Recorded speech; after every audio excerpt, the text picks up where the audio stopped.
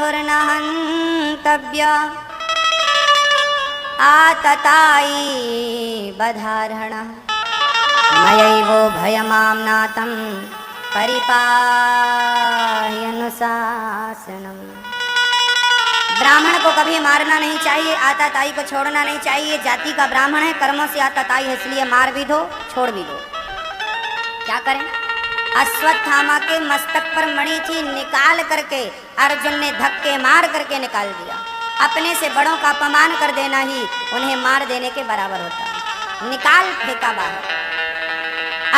अब प्रतिशोध की भावना प्रकट हो गई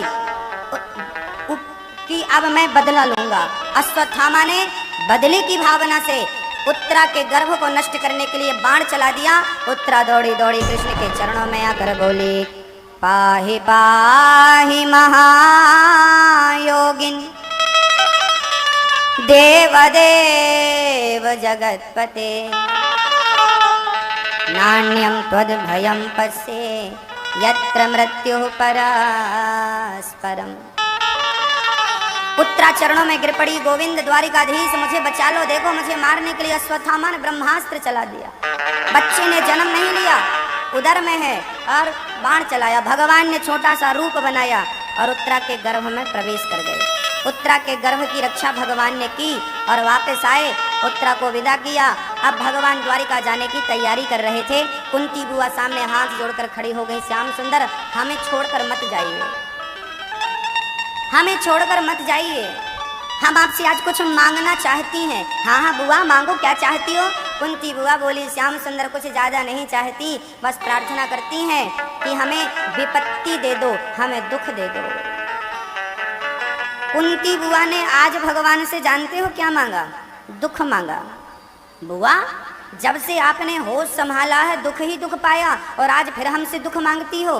कह दिया कुंती बुआ ने, गोविंद जब जब जीवन में सुख आया तब तब हमने तुमको अपने से दूर पाया और जब जब दुख आया तब तब हमने आपको अपने करीब पाया। अब आप ही बताइए सुख का क्या करें?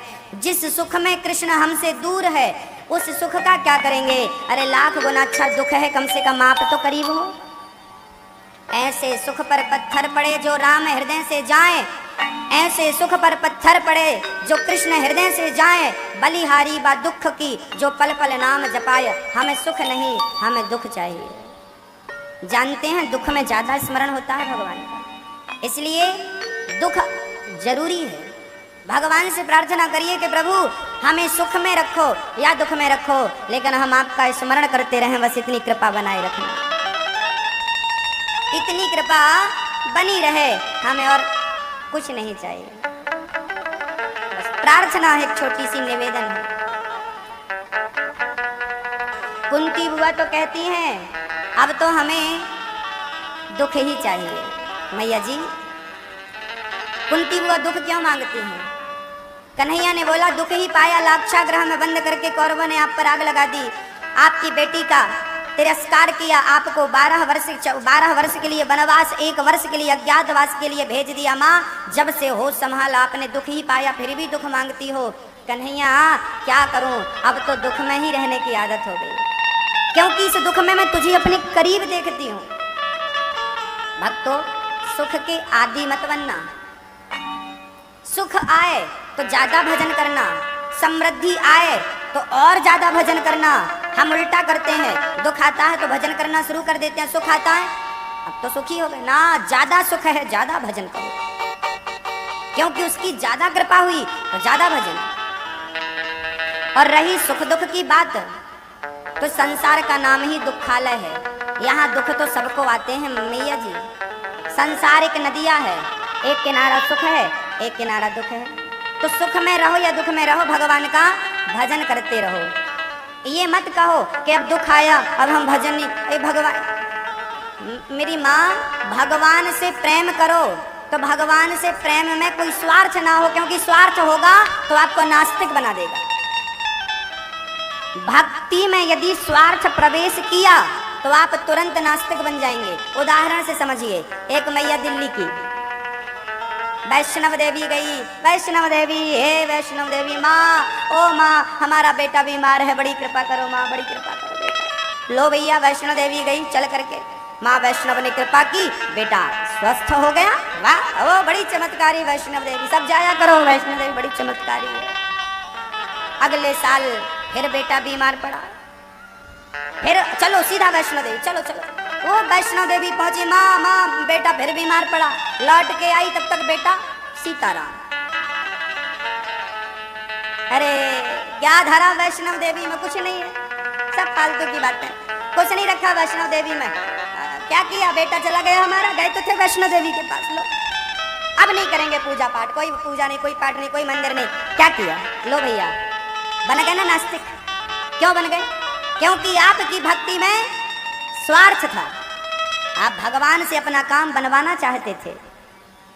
ये क्यों नहीं सोचते थे कि तेरा बेटा तो उसी दिन मरने वाला था जब तू पहली बार गई, तेरे आस्था के कारण वैष्णो देवी ने कम से कम साल भर और तेरे को तेरा बेटा दे दिया, जो दिया उसका एहसान नहीं है। लो भैया पूजा पाठ बंद। कई लोग मिलेंगे आपको जो ये कहेंगे हम मंदिर नहीं जाते, पूजा नहीं करते, पहले जाते थे आजकल नहीं जाते, क्योंकि पहले भगवान जब तक हमारा स्वार्थ सिद्ध करते थे जाते थे, जब तक भगवान हमारी मुरादें पूरी करते थे हम बहुत जाते, बहुत बढ़िया राधा कृष्ण बहुत बढ़िया है, बहुत बढ़िया, जाओ खूब देंगे भगवान झोली भर भर के, जब तक दिया बढ़िया, हाँ, और नहीं दिया लो भी अच्छा नहीं है भगवान, ठीक नहीं। तो भक्ति में स्वार्थ ना हो, याद रखिएगा, निष्कपट निस्वार्थ भक्ति हो। मीरा क्या चाहती थी कृष्ण से, कृष्ण से कुछ नहीं चाहती थी, बल्कि कृष्ण को ही चाहती थी।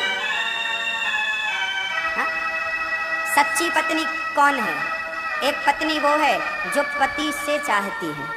क्या चाहती है, मेरा पति मुझे सोना दे, मेरा पति मुझे बंगला दे, मेरा पति मुझे मेरे जन्मदिन में, मेरी सालगिरह में ये गिफ्ट करे, वो फलाना दे।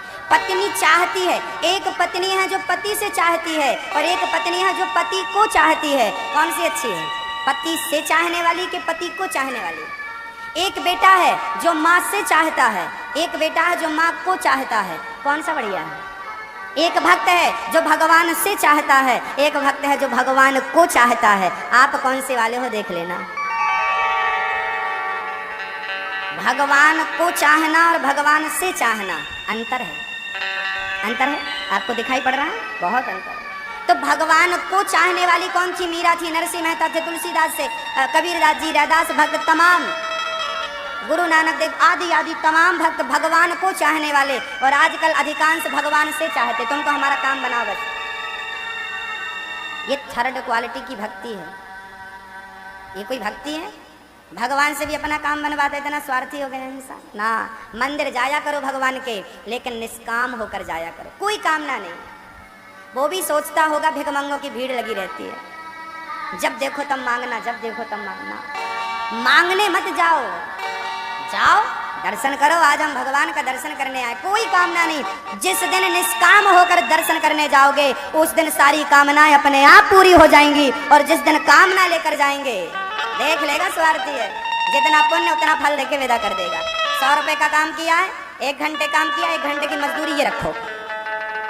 16 सोमवार का व्रत किया, 16 सोमवार का हिसाब किताब पकड़ो जाओ। एक मैया जी सावन में 16 सोमवार रहती थी, 16 सोमवार रही, 17वीं सोमवार को हिसाब लेने पहुंच गई। शंकर जी वो बहू को बेटा हुआ नहीं, आपके 16 सोमवार पूरे हो गए। अच्छा तो 16 सोमवार का कितना बजट हुआ, इतना हुआ, हिसाब किताब करके चल, एक बेटा दिया, ले ये तेरे व्रत का हिसाब है, मजदूरी है ये। मैं अगर मांगू तुझे तुम ना देना मुझे, वरना प्रेमी नहीं मजदूर हो जाऊंगा। ये मजदूरी है। मैंने मंगलवार का व्रत किया, हनुमान जी से ये मांग लिया, अरे ये मजदूरी क्यों करते हो। मैंने भगवान की आरती उतारी, मैंने व्रत रखा एकादशी का, द्वादशी को पहुंच गए, प्रभु एकादशी का हिसाब नहीं हुआ, अपना भी बाकी है, करो। ये मजदूरी है भाई, इसको पूजा नहीं कहते। हाँ हाँ भगवान इच्छाएं पूरी करते हैं, आपको मांगना है तो मांगिए, देता है वो, लेकिन उच्च कोटि की भक्ति, उस आनंद तक पहुंचना है तो इससे ऊपर उठना पड़ेगा आपको। मीरा की कोटि की भक्ति करना है तो इस स्वार्थ के दलदल से ऊपर आइए, और फिर देखिए वो आनंद की अनुभूति होगी कि सोना चांदी वालों को क्या आनंद होगा, जो आनंद आपको मिलेगा। लेकिन ये आनंद तो आनंद है, अनुभव है। श्री सुखदेव जी महाराज कहते हैं, भक्तों कुंती बुआ ने दुख मांगा और भगवान ने कहा बुआ मैं दुख कहाँ से लाऊं, मुझको ही तू ले ले। अपने आप को समर्पित कर दिया। जो भगवान से कुछ नहीं मांगता ना, भगवान उसके लिए सब कुछ लुटा देते।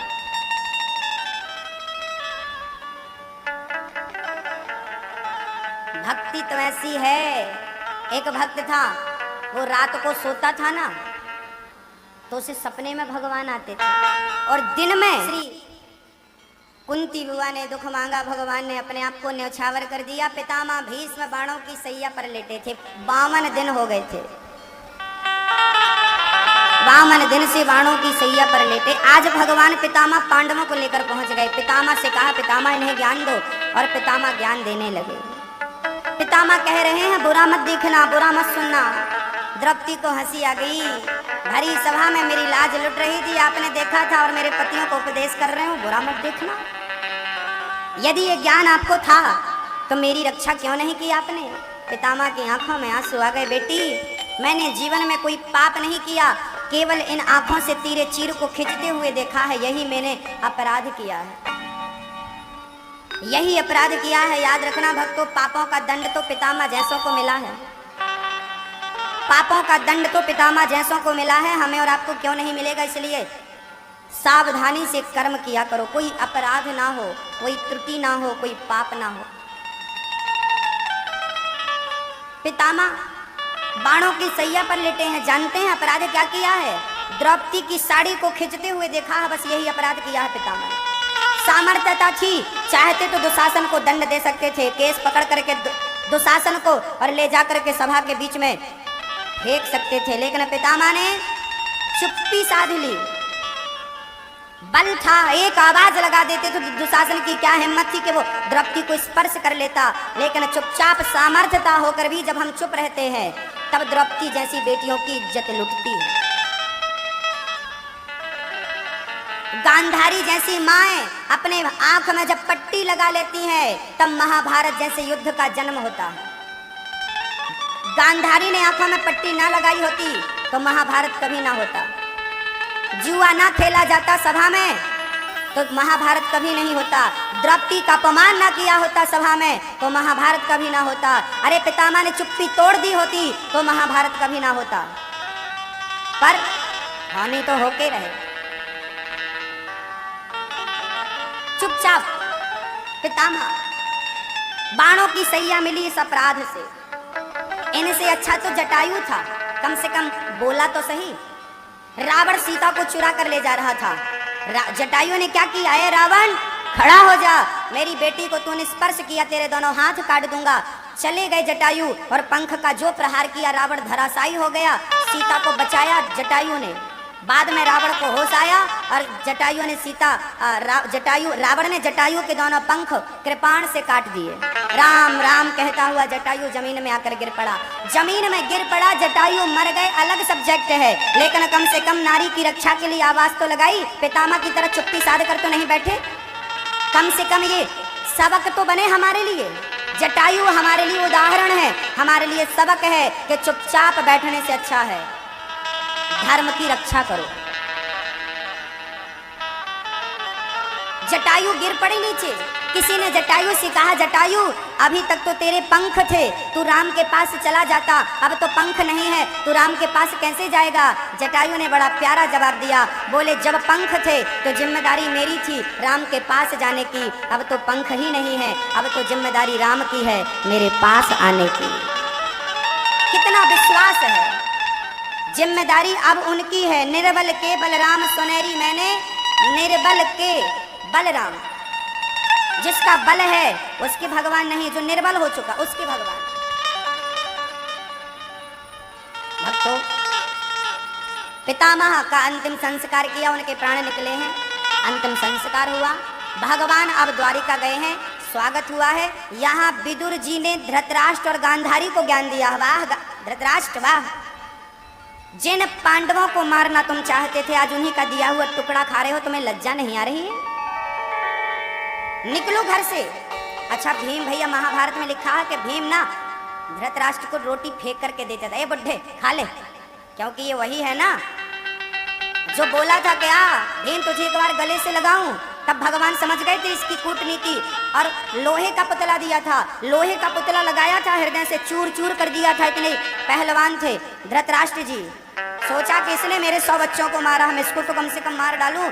अभी भी धृतराष्ट्र आंखों से अंधे नहीं थे, बुद्धि से, ज्ञान वैराग्य से भी अंधे हो चुके थे, स्वार्थ में अंधे हो चुके थे। आपको क्या लगता है, आप लोगों की आंखें हैं कि नहीं है? है? ऐसा नहीं है कि जिनकी आंखें फूटी हैं उनको अंधा कहते हैं ना। 2-2 आंखें जिनकी हैं सही सलामत, उन्हें भी अंधा कहते हैं। कामांध स्त्री के प्रेम में जो बेटे माता पिता की सेवा नहीं करते, पत्नी का कहना मानते हैं, वो अंधे ही तो हैं, कामांध हैं। पत्नी के सारों पर नाच रहे हैं, मम्मी पापा की सेवा नहीं करते हैं, ये अंधे ही तो हैं। क्या कहेंगे, आंख वाला कहेंगे? वाह, ये अंधे हैं, कामांध हैं, नारी के प्यार में पागल हैं, ये अंधे हैं। और एक अंधा और है, क्रोधांध। कहते हैं जब क्रोध आता है ना तो व्यक्ति क्या हो जाता है, अंधा हो जाता है। जब लोभ आता है तो व्यक्ति, हाँ, जब बंटवारा होता है 2 भाइयों का तो क्या क्या मिल जाए लड़ बैठते हैं, फिर वो अंधे हो गए, ना भाई देख रहे हैं ना पिता देख रहे हैं, लड़ाई चालू। ये अंधे ही तो हैं, ये अंधे हैं। इनसे अच्छे तो सूरदास जी थे, जिनकी ये थे ही नहीं। सूरदास जी रोज बिहारी जी का दर्शन करने जाते थे वृंदावन।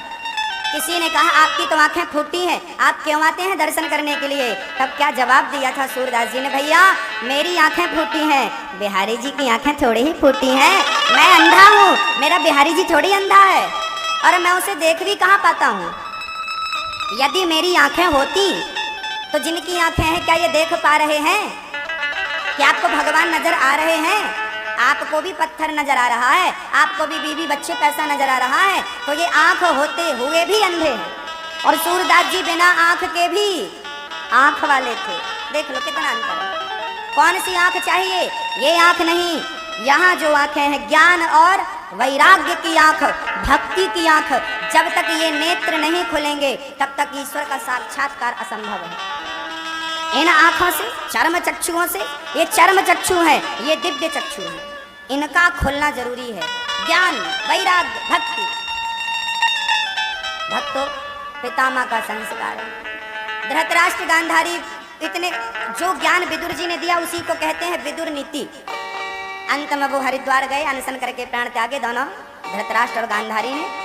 और परीक्षित का जन्म हुआ तो भगवान परीक्षित से मिलने आए, परीक्षित राजा बन गए। परीक्षित को अब राजा बना करके जब भगवान पूरी लीला करके 125 वर्ष की लीला करके चले गए स्वर्ग की ओर, अपने परम धाम की ओर, तब 5 पांडव स्वर्ग आरोहण के लिए चले।